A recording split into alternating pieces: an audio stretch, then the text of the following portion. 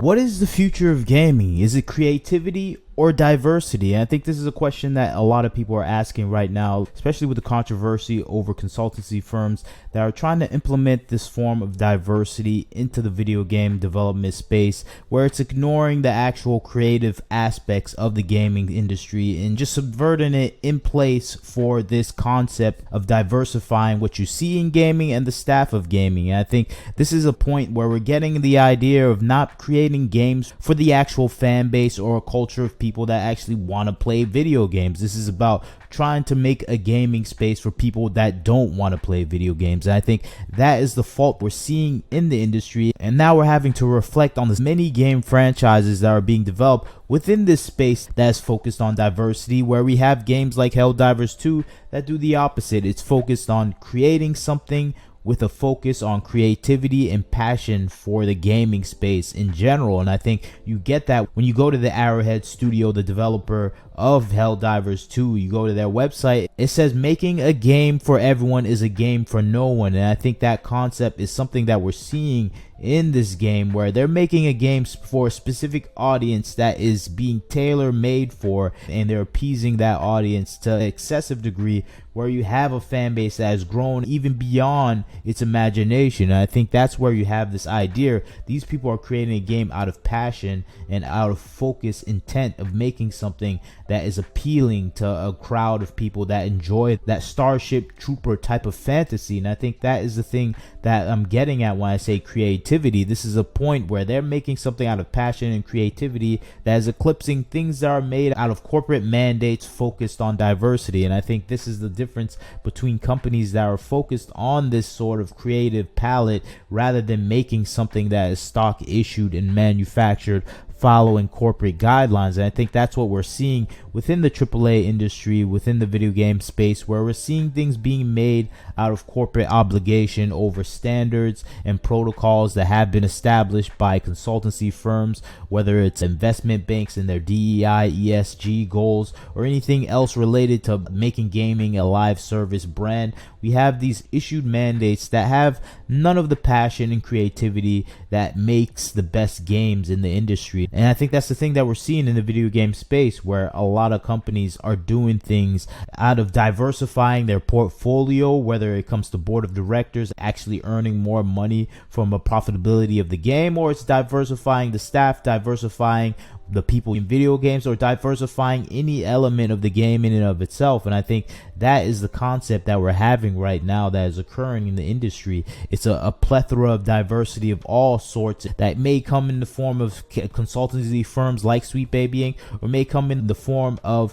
board of directors enforcing live service mandates for all their games because they want to diversify their portfolio of investments. And I think that is the case. The gaming industry is plagued by diversity in all of its forms, whether it's finance, the developer space, or just the games in general, where it's focused on concepts and ideas that have nothing to do with the video game space. And I think that is the thing that we're seeing now that is developing, and that's the thing that's lacking in the video game space as we know it. And you can see that when you look at Final Fantasy developers that are talking about why they created Final Fantasy. It's to play out the creativity and the passion they have in developing the characters. Whatever you want to say about the Final Fantasy Rebirth or any of the remakes, it was still a focused presentation of these characters, and it wasn't ideally wholly focused on just we need to diversify this portfolio of games so they include live service, we need to diversify this so it has these multinational palette of colors of individuals that represent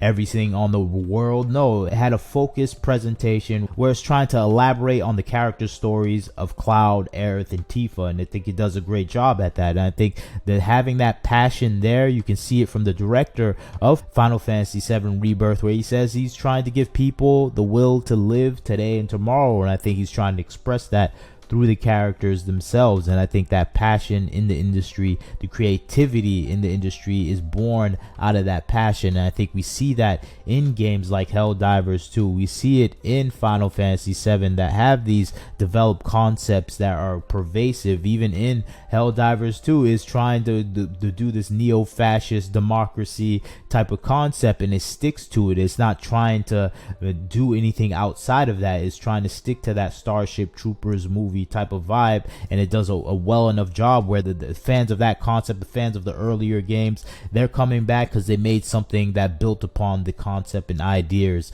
that they established in the earlier games, and just the overall concept and idea of this game itself. And I think that's the main thing that we're seeing out of this industry, where we have a tale of two different industries right now, where one industry is focused on this hyper prevalent idea that everything needs to be corporatized and focused and streamlined into something that is pleasing everyone, and we have this other brand of the industry where it's focused on making something for a specific group of people that enjoy playing video games. And I think that is the departure that we're seeing in the industry, where the corporatized version is just trying to make something for everyone. It's not trying to even make a video game anymore. You can see that with some of the easy mode difficulties, where you don't even have to play the game. You can just watch. You can watch something play the game for you almost. And I think that is the difference that we're seeing in the industry, where we have these games coming out like Elden Ring, like all these assortments of these high difficulty games,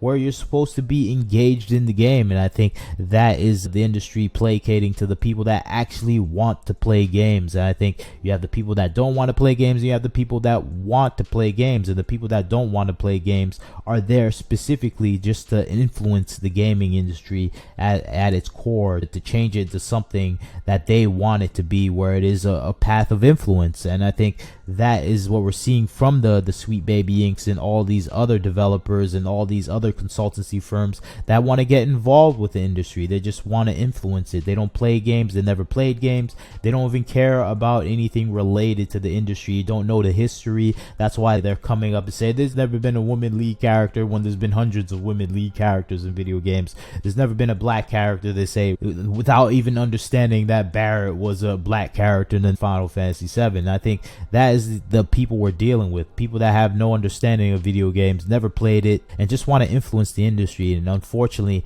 they're having a heavy weight on the industry and are changing it to a large degree. But like I said, it's a battle between passion, creativity, versus diversity in all of its molds and fashion. And I think it's a strategy that is losing, at least the side that is focused on diversity of everything. I think creativity is eventually winning out, where some of these games like Spider-Man 2, Kill the Justice League are failing to a larger extent. And now we're seeing games like Helldivers 2, like Final Fantasy 7, like Power World, and many others that are gaining massive success because they're following their passion and creativity rather than diversity. But that's just my thoughts on the situation. Tell me what you think about the future of gaming. Is the future of gaming creativity or diversity? It's a hard thing to actually judge, because diversity is winning out largely in different spaces, but I think creativity is what will ultimately win in the end. But you tell me what you think about the situation. I'd like to hear your comments. Like, share, and subscribe. This is Wagner Knows Why. Catch you next time.